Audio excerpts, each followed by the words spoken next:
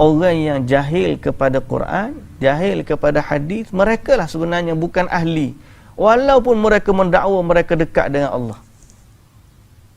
Sebab ahli agama ni adalah orang yang faham Quran, orang yang faham sunnah.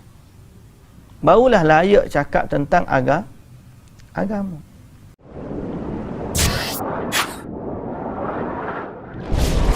Tujuan pergi belajar untuk memberi peringatan kepada kaum. Untuk memberi peringatan kepada kaum.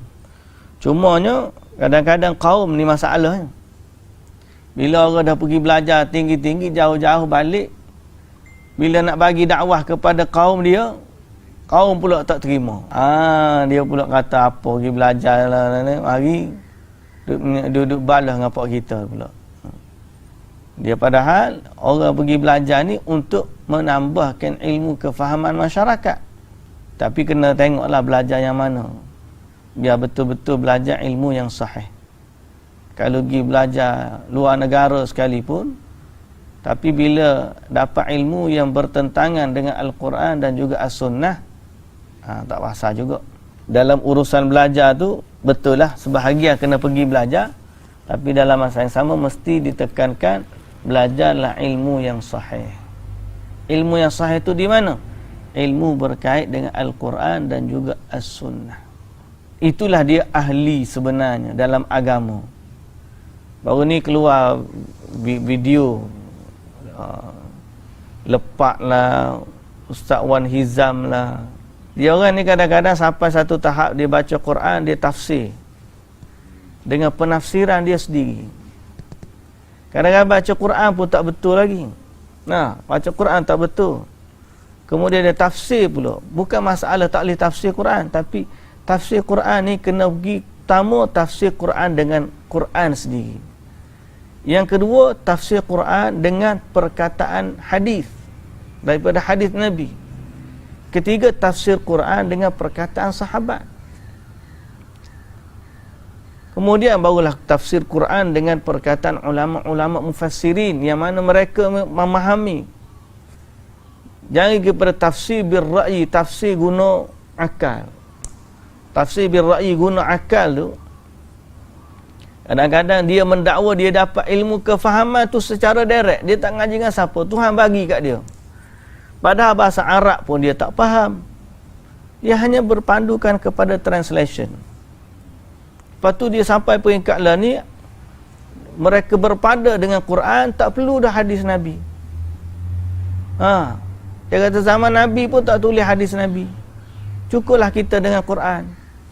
Dia yang kata begitu tu, bahasa Arab pun tak faham, macam Quran pun tak betul.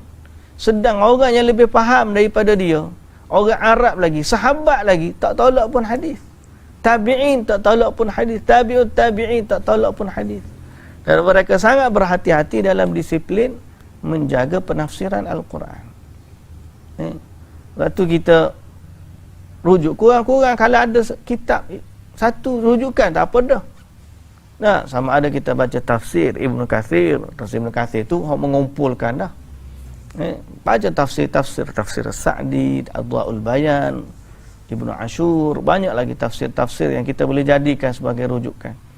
Tapi bahayanya bila dia baca translation, dia rasa dia faham agama, kemudian dia mendakwa dia dapat ilmu secara langsung dari Allah. Lepas tu dia menafsirkan Quran lain daripada lepas tu dia mendakwa kita yang tak faham ni bukan ahli. Bila orang tanya tentang wahdatul wujud, tentang ilmu tasawuf yang menyimpang, dia kata ilmu ni sesat bagi orang tak faham. Bagi orang faham tak sesat. Sebab tu tak boleh cakap tentang tasawuf melainkan orang yang faham tasawuf. Jadi maknanya dia nak tidak sesatkan orang-orang yang difatwakan sesat dengan perkataan tu. Jadi demon tak faham, kecek kahwin tak faham, demon tak usah cakap lah, jangan hukum benda kalau demon tak faham. Isunya siapa yang bukan ahli? Dia duk tunjuk kepada orang ahli sunnah, orang yang belajar Quran, belajar tafsir, belajar hadis, dia duk tunjuk kamu tak faham tasawuf. Orang yang belajar Quran, belajar hadis, belajar agama ni dia dok tunjuk demo betul pula tak faham agama. Jadi siapa yang sebenarnya bukan ahli? Orang yang jahil kepada Quran, jahil kepada hadis, mereka lah sebenarnya bukan ahli. Walaupun mereka mendakwa mereka dekat dengan Allah. Sebab ahli agama ni adalah orang yang faham Quran, orang yang faham sunnah. Barulah layak cakap tentang agama. Sebab agama tak datang dengan akal. Agama tak datang dengan rasa. Dan siapa yang boleh gazet, siapa yang boleh panggil endorse, mengesahkan bahawa fulan dia dapat ilmu secara langsung dari Allah, maknanya dia terima wahyu. Sedang kita kata wahyu sudah terputus. Tak ada dah orang terima wahyu ni. Siapa yang kata dia mendakwa dia terima wahyu, bererti dia ni jadi nabi lah. Sebab yang terima wahyu ni nabi. Abu Bakar pun tak terima wahyu. Radhiyallahu anhu. Sebaik-baik manusia selepas Nabi sallallahu alaihi wasallam, Abu Bakar As-Siddiq radhiyallahu anhu, dari kalangan umat ini. Kemudian Umar, kemudian Uthman, kemudian Ali, kemudian 10 lagi baki, 6 lagi sahabat yang dijamin syurga. Kemudian orang-orang yang berada bersama Nabi dalam perang Badar. Kemudian orang-orang yang dekatlah dengan keluarga Nabi, semuanya tak terima wahyu. Tiba-tiba mu kata, mu terima ilmu direct dari Allah. Ajaib. Ni dalam ayat ni Allah Ta'ala suruh keluar, pergi cari.